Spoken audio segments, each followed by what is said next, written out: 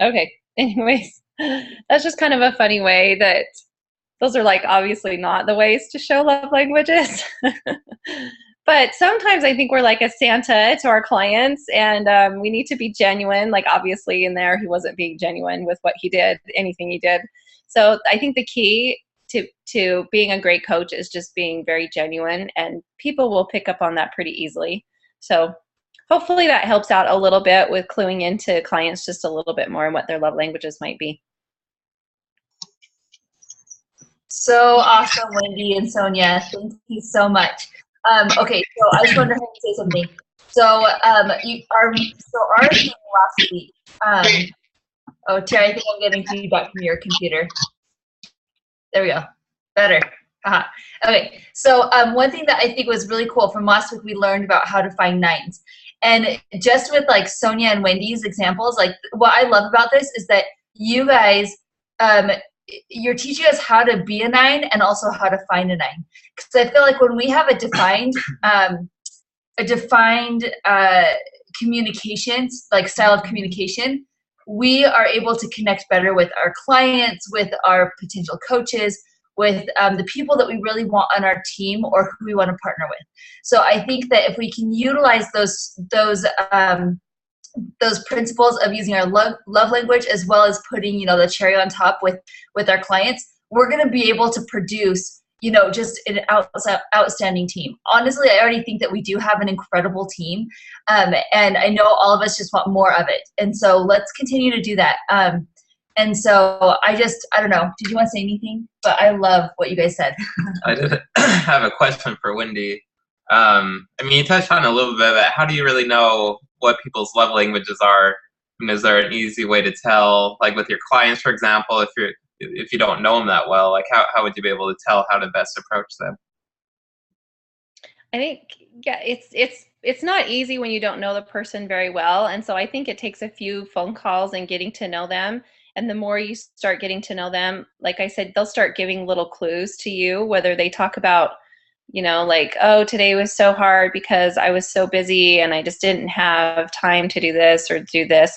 Then I start cluing in, okay, they're probably an acts of service because they like to do things for other people, or they could be a quality time person. Or I'll also, if they give me, like I have one client that's a coach now, and I noticed that she was constantly praising other people. Sorry, I have jets that fly over my house, so that's what that is. I live by Hill Air Force Base. So anyways, I noticed she was a words of affirmation. I didn't pick up on it in the beginning, and that's okay. It might take you a little while, but she started giving tons of compliments, and she would get on I'm healthy and I know it and say, you go girl, and you're so worth it, and da da da. She was constantly saying positive things. I'm like, oh whoa, she is a words of affirmation. And so I used that to my advantage. When I approached her about coaching, I was like totally gushing words of affirmation at her and just, you are so great. And she really is. It wasn't hard, to be honest. But I just made sure that I was very genuine when I approached her and talking to her, and being very supportive, and how wonderful she would do and how great and supportive she is for other people. Does that make sense? Because I just kind of picked up on it just over time that, okay, she's a words of affirmation person just because of what she does and says. But you kind of have to sit there and think about it and pay attention. Like, I can't say I know all of my clients' love languages. I don't. But some of them I know better than others, just because I've just watching and observing and what they do as well and how they respond, then I'll pick up on it. Does that make sense? Does that help answer it? Yeah, no, that's good. That's awesome. I'm gonna start looking into that. Like, that's incredible.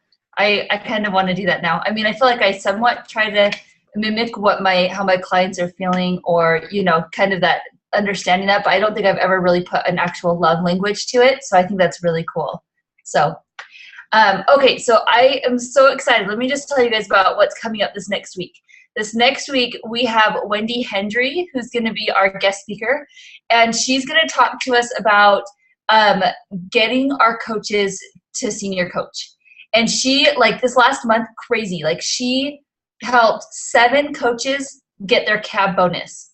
7 coaches.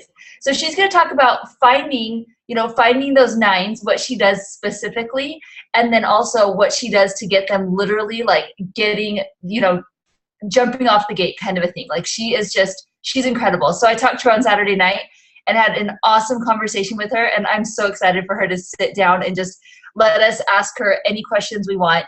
She's going to be on our Zoom for the full 40 minutes. If we want to, we can try and do a little bit longer if you guys want to, but she's more than happy to answer any questions and tell you guys her secrets. So I'm so stoked.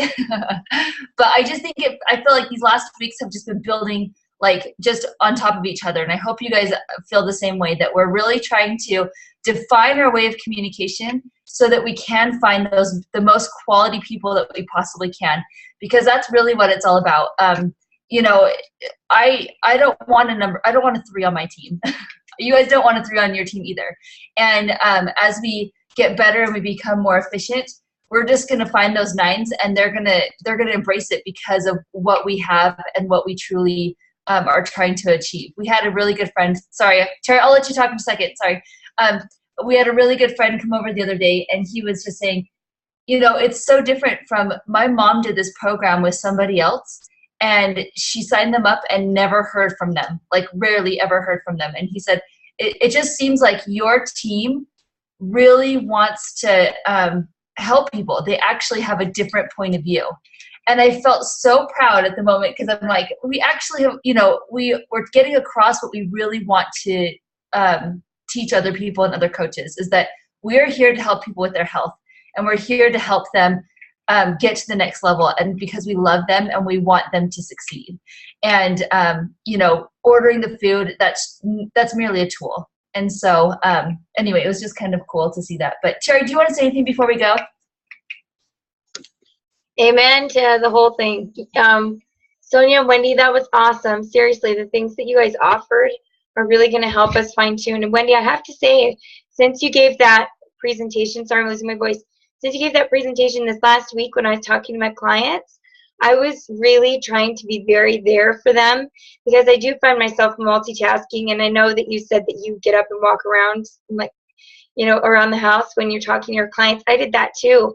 And I felt like I was able to really listen a little bit better. So that's something that I can definitely improve on. And I really love those tips. It was awesome. So anyway, less than a minute. So we're going to let you guys all go, but keep up the good work. Keep supporting your clients, and keep looking for those 9s, because they're out there. Thanks, guys.